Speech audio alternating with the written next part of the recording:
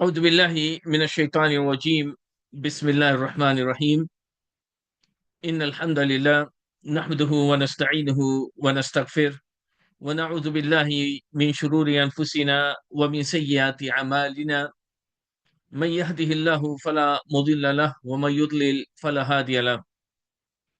ونشهد أن لا إله إلا الله وحده لا شريك له ونشهد أن محمدا عبده ورسوله وبعد. فإن أصدق الحديث كتاب الله وخير الهدي هدي محمد صلى الله عليه وسلم وإياكم ومحدثات الأمور فإن كل محدثة بدعة وكل بدعة ضلالة وكل ضلالة في النار وبعد. To my beloved brothers and sisters, Assalamu alaikum wa rahmatullahi wa barakatuh. Barakallahu feekum, hayyakum Allah, ahlan wa sahlan wa marhaba. May Allah bless you all those who are listening right now, and all those who will listen to what may be recorded after in any near future or after a long time, whichever time, whatever time, whoever the person is, right from now till ila yawm al-qiyamah bi'ithnillah. May Allah bless you all. May Allah keep you all guided. May Allah give the best of this dunya and hereafter to all of us. May Allah make it easy for us to be good practicing Muslim and Muslimah. And may Allah Azza wa Jalla give us that kind of energy which we need really in our life to survive for the sake of Allah subhanahu wa ta'ala. The best I can start with is ربنا آتنا في الدنيا حسنة وفي الآخرة حسنة وقنا عذاب النار. اللهم إنا ظلمنا أنفسنا وإن لم تغفر لنا وترحمنا لنكونن من الخاسرين. اللهم إنا على ذكرك وشكرك وحسن عبادتك يا أرحم الراحمين. اللهم ربنا هب لنا من أزواجنا وذرياتنا قرة أعين واجعلنا للمتقين إماما. اللهم أجرنا من النار، اللهم أجرنا من النار، اللهم أجرنا من النار يا أرحم الراحمين. وبعد. Beloved brothers and sisters, the topic which was given to me is related to the ultimate connection, the strengthening your bond with Allah for inner peace. Now, in other words, it's like, what is your purpose of why were you created? What is the purpose of your creation? Because if you achieve the purpose of your creation, then naturally that time, that bond with Allah subhanahu wa ta'ala, your creator, will get stronger. If that tie gets strong, it only naturally means that you will start to enjoy that inner peace. Remember, this life, for me and you, the believers, is not something which we take it as a Jannah. It is not. For us, it is a sijin. Ad-dunya, sijnul mu'min wa jannatul kafir. This dunya, this world in which we are right now, where I'm speaking, and right now where you are hearing, this dunya, this world is a paradise for a disbeliever, and it is a jail, a prison for the believers. You may enjoy your life here. A kafir may not. A kafir may be in the prison of this world, but still for him, comparatively, compared to what he is going to go through in Akhirah, for him still this is Jannah. Subhanallah, barakallahu feekum, hayyakum Allah. You need to remember that if this is my jail, my prison, then it means my Jannah, my paradise, is something different. And when Allah has made it very clear that once you declare your iman, أحسب الناس أن يتركوا أن يقولوا آمنا وهم لا يفتنون. Us, the people, do we think, as Allah said, stated, that once you declare your iman and you say, Ana mu'min, Ana fulan, Ana Khadija, Ana Amina, Ana Maryam, Ana Muhammad, Ana Zayd, Ana Ahmad, Ana Muslim, that you will not be tested? Those who were before, they indeed got tested, and so will you. So that the righteous ones, the honest, sincere ones, will be clear from those who are not. وَلَقَدْ فَتَنَّا الَّذِينَ مِنْ قَبْلِهِمْ. So you see, when we talk about the inner peace, it's that kind of automatic result of your relationship with Allah. You will get to a level where, subhanallah, you will enjoy praying. If I want to put it in the street language, you will go crazy if you don't pray. And we all, those who are used to praying 5 times a day, the moment your one salah is delayed for a valid reason or not so valid reason, it's always in your conscious, or you are always conscious about it. You always remember, it's in your mind that you still have to go and pray. You are at a good level, mashallah. Those who are used to praying every salah in the masjid, the brothers, if you are near a masjid, if you work around the masjid, or you for whatever reason you end up always, mashallah, praying in a masjid, if you miss a salah in the masjid, you will feel that there is some form of emptiness in you. You see, this is the thrill part which you start to enjoy in this world even before hereafter. Allahu Akbar. This is what the peace is all about. In spite of so many other things which Allah has made it very clear for us, such as that وَنُنَزِّلُ مِنَ الْقُرْآنِ مَا هُوَ شِفَاءٌ وَرَحْمَةٌ لِلْمُؤْمِنِينَ, that Allah revealed the Quran, and in it we have shifa, treatment, cure, and mercy at the same time for the mankind and others. Shifa. And part of the shifa is the peace which you get. Once you start to enjoy this peace inside you, you start to enjoy your life in a way. MashaAllah. Wallahi, لو علم الحكام والكفار لقاتلوكم عليها بالسيوف. My beloved ones, if the rulers, if those who have power on you, if disbelievers, the kuffar, if they know the way you enjoy your life in this world, they will fight you to get it from you. Your belief. Me as a believer, you as a believer, our joy in this life is, I can't just describe it. You all go through that at times, right? Not every time our iman goes up and down, up and down, up and down, like the wave in the sea, like this. So the turbulence is always there. Iman yazidu wa yanqus. But whenever there is a ziyada, there is some extra, that time you enjoy yourself more. If you are in a place, if you are in a situation, if you are in a position, if you are in a moment where you should enjoy that escalation of the iman, and you are not enjoying it, this means there is a lot of weakness in you. Because it is supposed to bring tranquility in you. It is supposed to give you that kind of feeling. Example. Month of Ramadan, Jiran, Lana. The month of Ramadan is our neighbor now. In less than 2 weeks, we will become part of Ramadan. And Ramadan will become part of us.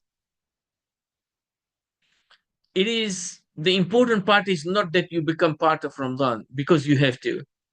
More important is whether Ramadan has become part of you or not. Ramadan is going to come, and if you are alive, you will be in Ramadan. But whether you are doing in Ramadan what you are supposed to, and Ramadan is supposed to escalate your iman, not like this, not like this. You say, if you are able to see my hand, it's just like a rocket straight going up. That's the way your iman will go up instantly. And I'm almost certain many of us, if not most of us, we enjoy that from the beginning of Ramadan. Before that, you may be whatever you may be. Many of us may do haram things. Many of us may listen to haram things. Many of us may talk haram things. Many of us may not properly pray before Ramadan. Many of us may not read Quran before Ramadan. Many of us struggle to even open the pages of the Quran. Many of us struggle to find ourselves in the masjid before Ramadan. But when Ramadan comes, subhanallah, you find everything easy for you. وَصُفِّدَتِ الشَّيَاطِينَ, the shaitan, the shayateen, they are chained now. So you find all of a sudden that al-miskin, al-faqir, al-yatim, alladhi kunta anta wa anti, that miskin person means here related to the status of iman. You were weak, you were, a poor person related to iman, not your money. And now you find yourself very rich. Now you find yourself so strong. Many of us, in 1 month of Ramadan, when you think about your death, when you think about meeting Allah, when you think about that one day you have to die, many of us, we wish that if the death has to come, let it be in Ramadan. Isn't that true? Put your hands up if it is true. I can't see you. Sorry about that, but at least you can be active, right? Yeah, I feel it that way. Yes, we do. Wallahi, we many times in Ramadan we go through it where you feel, I wish if the death has to come, which has to come, be it in Ramadan, because I know, and you know that our iman is so high at this time. So when you want husnul khatima for yourself, a good ending, and this is the bond, the bond between you and Allah, the iman. Iman, your faith, is the bond between you and Allah Azza wa Jalla. The attachment of Allah Azza wa Jalla, your attachment with Allah, this is called Iman. There are many words we can use, like bond and this and that. One is Iman. So how can you continue if I not if I have given the example of what? Can I hear it again? Yes, Ramadan. I have given the example of Ramadan, mashallah. Now tell me other things we can do which will create that kind of strength in yourself and give you that thrill which you need, the strength which you want to be a strong mu'min, and you find yourself always, you remember Allah Azza Jalla. Come on. Okay, number one, what? Well, I have not Ramadan. I have already said about Ramadan, mashallah. Salah, mashallah, 5 times prayer. Now it is becoming easy, right? Next one, mashallah. Okay. Salah, then what else? What else you want? Mashallah, reading Quran. Okay, mashallah. Something else? Sadaqat, charity, mashallah. Spending time in the masjid, na'am. Qiyamul layl, na'am. Advising others, na'am. Being sincere, absolutely, it is very important. Mashallah. Do not lie. Yes, mashallah. Protecting yourself from muharramat as much as possible, mashallah. Being nice and kind to others, mashallah. Having sabr, mashallah. The list carries on, isn't it? MashaAllah, tabarakallah. Zikr Allah. La yazalu lisanaka rataban bi zikrillah. Always remember Allah Azza wa Jalla. Let your tongue be fresh with the remembrance of Allah Azza wa Jalla. Na'am. All of this is that kind of bond which you are looking for. So in Ramadan, which is about to come, as I said, this is a very, very good ground where you can always, which we have done previously, revive and get back to what you were and become even stronger. All of these things which I mentioned, is not new to you, because these are the basics, and the basics are the best way for any one of us to survive. Go back to the grassroots, go back to the basics which we need. And as I said, that this is one of them. Naam, yes. What is one of them? These basics. This is what we need in our life to strengthen our faith in Allah Azza wa Jalla. Okay, there is another thing which you need to know, and that is that not every one of us are good in everything, and never will be. Someone is rich, another one is poor. Someone, Allah has given him aql, he can memorize Quran just like that, and the other one is just struggling. Someone is enjoying every time standing up and praying for hours. Another person cannot stand up for so long. Someone keeps on reading Quran and never gets tired. Another person will read for a few minutes to half an hour, and then he becomes or she becomes very tired. So not always these things are related to Iman. Your Iman is strong or something. No, it is related to the way Allah has created you. So some of us are good in something and others may be in other things. You know, if you run a masjid, for example, which I do here, you will see tens of brothers and tens of sisters. I don't see sisters here. Of course, the sisters are always in the ladies' side, but it is just a way to talk. The thing is that, okay, let me be more upfront. I see the brothers, fine, alhamdulillah. Within the brothers, if I want to think about all of those brothers, I would not mention any name, but let me think about those brothers. From them, those 30, 40, or whatever, 20 or 10 or 15, I can almost pick each one of them and say, this brother is good in this brother is good in this brother is good in this. It is only natural in him, this. Whereas the same brother, if you request him to do something different, he will have no idea what it is.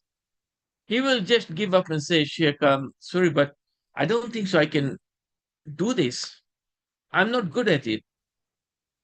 Um, I will try, but maybe someone is better than me. There you go, right? And all of them, they are doing something which is pleasing to Allah, and they are doing something, inshallah, for the sake of Allah. So the same applies to all of us.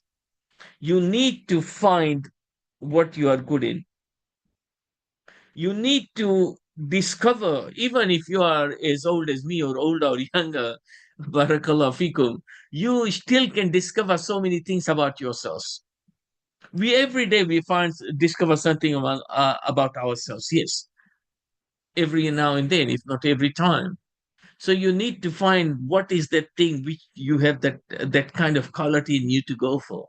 Then you invest in that. Invest doesn't mean here money. Investing here means to do that kind of practical thing to get more nearer to Allah Azza wa Jalla. You need to go and study Quran and Sunnah to find out ways through which you can get to Allah more and have more rewards, such as coming early for Yawmul Jama'ah. You know the rewards of that, right? Such as coming for Salatul Jama'ah 27 times. You know the reward, mashallah. Such as a Siyam, not only Ramadan, but in Sha'ban and other months also. You know the reward of fasting, right? Illa Siyam fa innahu li wa ana ajzi bih. Allah Azza wa Jalla is going to reward you for fasting unlimited. It's in the hands of Allah, the amount He wants to give you. You have Salah 27 times. How many million it could be, we don't know. How many thousands or hundreds, Allahu Alam. But in the angels, they have been appointed and they have been given that kind of information, how much and what. But when it comes to as-siyam, إِنَّمَا يُوَفَّى الصَّابِرُونَ أَجْرَهُمْ بِغَيْرِ حِسَابٍ, unlimited. So there are two types of deeds which you do and your rewards are in the hands of Allah. He gives as much as He wants. As-sabr, إنما يوفى الصابرون أجرهم بغير حساب. In Siyam, fasting, not Ramadan only, but also Nawafil, extras. When it comes to strengthening your bond. Among those things also is ذكر الله. ولا يزال لسانك رطبا بذكر الله. Always keep yourself fresh, your lisan, your tongue fresh with the remembrance of Allah Azza wa Jalla. Na'am. Astaghfirullah, astaghfirullah, astaghfirullah, subhanallah, alhamdulillah, wa la ilaha illallah, wa Allahu Akbar. Go and dig out the information related to the blessings, the virtue of this adhkar, and what kind of reward you get from that. Dua silah al-mu'min. A story comes to me. Let me share and I will conclude with this. It's beautiful, beautiful. The outcome is beautiful. I mean, um, and here a lot of dua and zikrullah and reading of Quran is included. There was this brother from Sudan, and this story happened more than 20 years ago. And his marriage did not work out in Sudan, the country called Sudan. So he ended up being divorced, meaning he divorced his wife, and he wasn't feeling good. So he collected some money and ended up coming to Makkah for Umrah. While he was doing Umrah and then reading, sitting in the masjid and praying and whatever, he got introduced to someone beside him. And then he found out that this is just a visitor and not someone who is working in Saudi. He offered him a visa. So he ended up getting the visa. He came and started to work in the farm, grazing the animals. Now, this Sudani brother, mashallah, was very, very, very, very smart.